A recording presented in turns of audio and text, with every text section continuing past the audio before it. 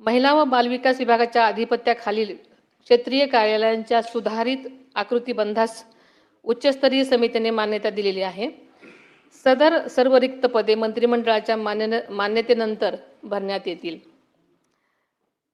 अध्यक्ष महोदय, सन्माननीय सदस्य श्री अभिजितजी वंजारी यांनी महिलांसाठी ठोस कृती आराखडा तयार करण्याची गरज मांडली. हरवलेल्या मुलींचा शोध घेण्यासाठी विशेष मोहिमा राबविणे, अंगणवाडी सेविका व मदतनीस यांच्या मानधनीचा प्रश्न, तसेच अंगणवाडी केंद्रामधील पायाभूत सुविधा सुधारण्याबाबत शासन सकारात्मकपणे विचार करेल. लाडकी बहीण योजनेच्या अधिक प्रभावी अंमलबजावणीसाठीही शासन कटिबद्ध आहे.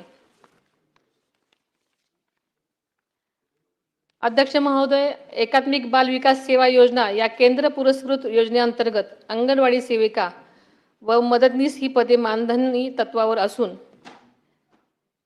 केंद्र व राज्य शिष्याचे प्रमाण 60-40 असून राज्य शासनाकडून अतिरिक्त मानधन देण्यात येते. तसेच कामाच्या आधारे त्यांना प्रोत्साहन भत्ताही देण्यात येतो. राज्यातील 17,254 अंगणवाडी केंद्रांना पिण्याच्या पाण्याची सुविधा उपलब्ध करून देण्यात आलेली आहे. सन्माननीय सदस्य श्री प्रवीणजी दरेकर यांनी महिलांच्या आर्थिक सक्षमीकरणासाठी विविध योजना आणि कर्ज सुविधांचा उल्लेख केला. महिला शेतकऱ्यांना अधिक हक्क मिळावेत, त्यांना त्यांच्या उत्पादनांना योग्य बाजारपेठ मिळावी आणि महिलांच्या उद्योजकतेला चालना मिळावी यासाठी शासन संबंधित विभागांतर्फे मार्फत प्रयत्न करत आहे आणि पुढेही त्यासाठी विशेष धोरणात्मक पावले उचलली जातील. आशियाई विकास बँकेमार्फत अर्थसहाय्यित मॅग्नेट प्रकल्पामध्ये 156 प्रशिक्षण कार्यक्रमांद्वारे 29,850 शेतकऱ्यांना प्रशिक्षण देण्यात आले असून त्यामध्ये महिलांचा मोठा सहभाग आहे. अध्यक्ष महोदय, त्याचप्रमाणे प्राधान्याने निर्यात विषयक प्रशिक्षण महिलांना दिले जाते. राज्यामध्ये मार्केटिंगची सुविधा उपलब्ध करून देण्याची उमेद मॉल, उमेद मार्ट आणि महालक्ष्मी सरस सारखे उपक्रम राबवण्यात येत आहेत. त्याचप्रमाणे बचत गटांची नोंदणी ॲमेझॉन, फ्लिपकार्ट इत्यादी ऑनलाईन प्लॅटफॉर्मवर उत्पादने विक्रीसाठी उपलब्ध करून दिली जात आहेत.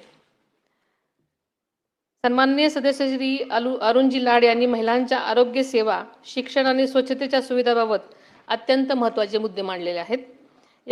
याबाबत मी सांगू इच्छिते की राज्य शासन सार्वजनिक आरोग्य विभाग व वैद्यकीय शिक्षण विभागातर्फे महिलांच्या आरोग्याच्या दृष्टीने प्रभावीपणे कारवाई करत आहे. महिलांच्या आर्थिक स्वावलंबनाच्या अनुषंगाने माझे शासन लाडकी बहीण, लखपती दीदी योजनांमार्फत कारवाई करत आहे. सभापती महोदय, सन्माननीय सदस्य श्रीमती उमाताई खापरे यांनी आंतरराष्ट्रीय महिला दिनाच्या निमित्तानं विविध क्षेत्रांमध्ये महिलांचे वाढते योगदान अधोरेखित केले. तसेच मुख्यमंत्री माझी लाडकी बहीण या योजनेमुळे महिलांचे आर्थिक सक्षमीकरण होत असल्याचे नमूद केले आणि ही एक आनंदाची बाब आहे. एकात्मिक बाल विकास या योजनेमध्ये राज्यामध्ये पूरक पोषण आहार कार्यक्रमाच्या अंतर्गत बालके, गरोदर महिला, स्तनदा माता, कुपोषित बालके इत्यादींसाठी पोषक आहारांचा समावेश करण्यात आलेला आहे. महिलांच्या पोषण आहाराच्या गुणवत्तेत सुधारणा करण्याची गरजही त्यांनी मांडली. त्याबाबत शासन योग्य ती पावले उचलत आहे. सन्माननीय श्री अमोलजी मिटकरी यांनी महिला आयोग मजबूत करण्यासाठी रिक्त पदे भरणे, महिलांवरील अत्याचारावर कठोर कारवाई करणे, महिला बचत गटांना बाजारपेठ उपलब्ध करून देणे आणि महिलांच्या आरोग्य शिक्षणाच्या सुविधा वाढवण्याबाबत महत्त्वपूर्ण सूचना केलेल्या आहेत. याबाबत सविस्तर माहिती मी यापूर्वीच सभागृहाला दिली आहे. तसेच एकात्मिक बाल विकास योजनेमार्फत 1,10,664 अंगणवाडी केंद्राच्या माध्यमातून राज्यात गरोदर महिला, स्तनदा माता यांना पोषक आहार पुरवण्यात येत आहे. सभापती महोदय, सन्माननीय सदस्य श्री सचिनजी आहिर यांनी महिलांसाठी केंद्र आणि राज्य शासनाच्या विविध योजनांची प्रभावी अंमलबजावणी तळागाळापर्यंत पोहोचण्याची गरज अधोरेखित केलेली होती. महिलांवरील अत्याचार रोखण्यासाठी फास्ट ट्रॅक न्यायालय आणि सुरक्षा व्यवस्था अधिक सक्षम करण्याच्या सूचना केलेल्या आहेत. महिलांवरील औद्योगिक क्षेत्रामध्ये महिलांचे वाढते योगदान तसेच अंगणवाडी सेविका, घरेलू कामगार, कोळीवाड्यातील आणि फेरीवाल्या महिलांच्या प्रश्नाकडेही लक्ष वेधलेले आहे. याबाबत मी सभागृहाला सांगू इच्छिते की माझे शासन महिला आर्थिक विकास महामंडळ, उमेद इत्यादींच्या माध्यमातून महिलांचे सक्षमीकरण करण्याची कारवाई करत आहे.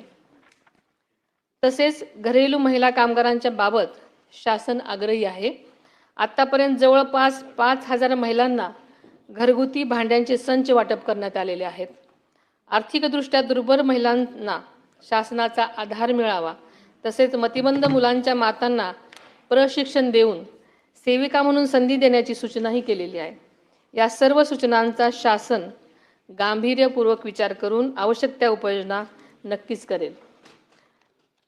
उपसभापती तथा सन्माननीय सदस्या डॉक्टर नीलमताई गोरे यांनी राज्याच्या 4थ्या महिला धोरणासाठी सर्व विभागांनी प्रभावी कृती आराखडा तयार करून अंमलबजावणी करावी अशी अपेक्षा व्यक्त केलेली आहे.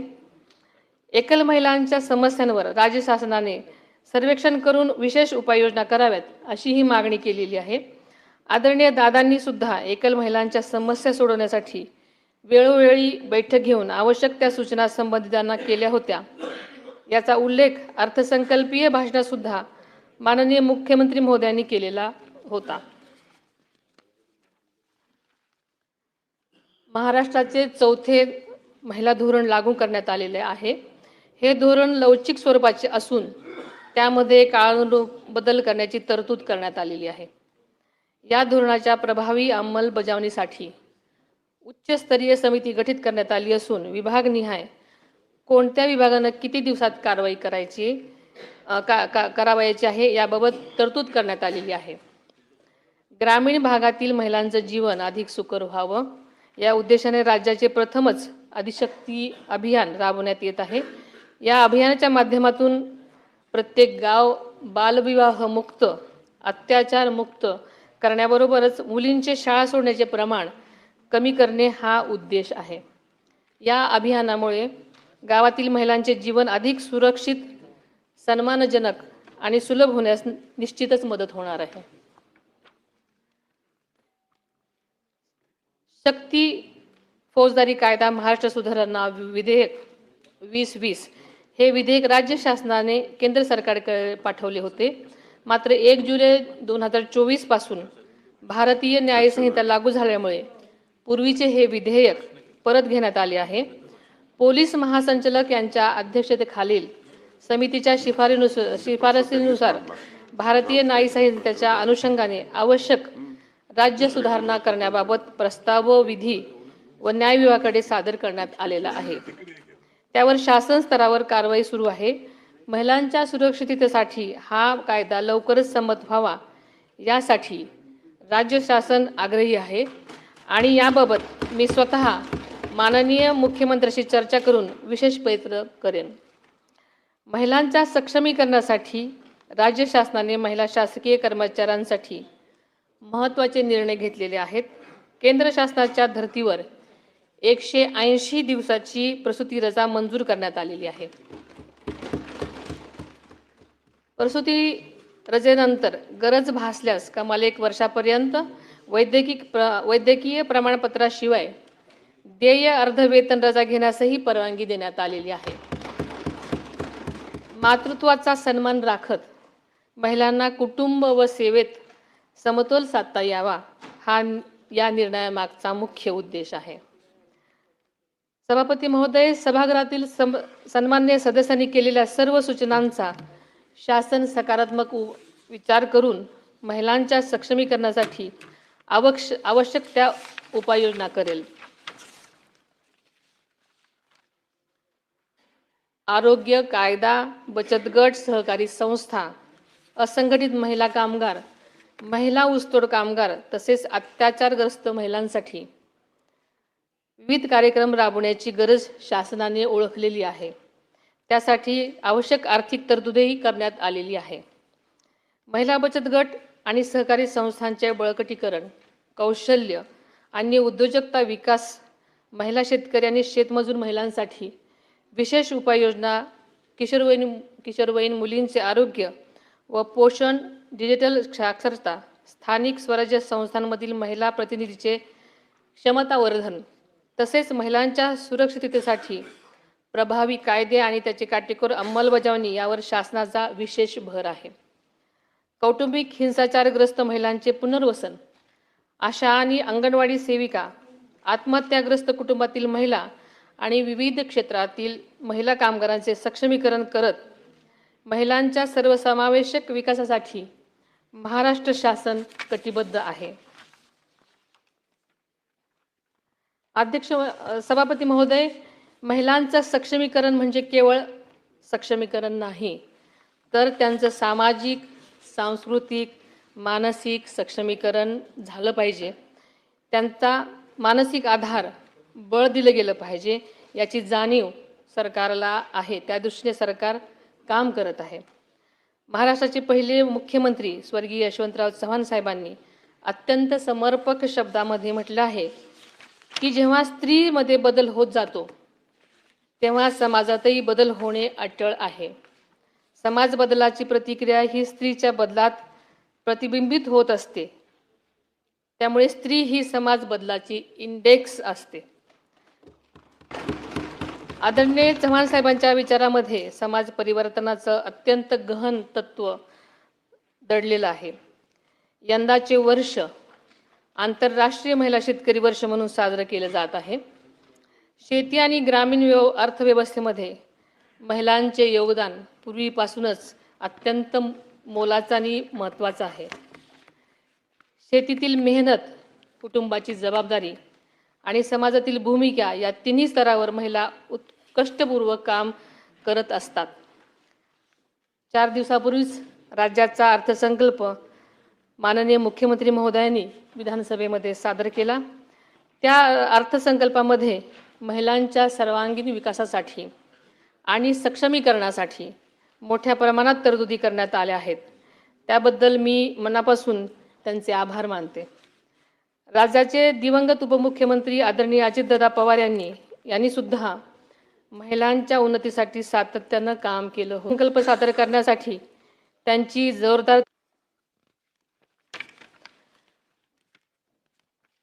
सभापती महोदय, शेवटी आंतरराष्ट्रीय महिला दिनाच्या निमित्तानं राज्यातील सर्व माता भगिनींसह त्यांच्या पाठीशी ठाम उभ्या राहणाऱ्या प्रत्येकाला मनापासून मी शुभेच्छा देते.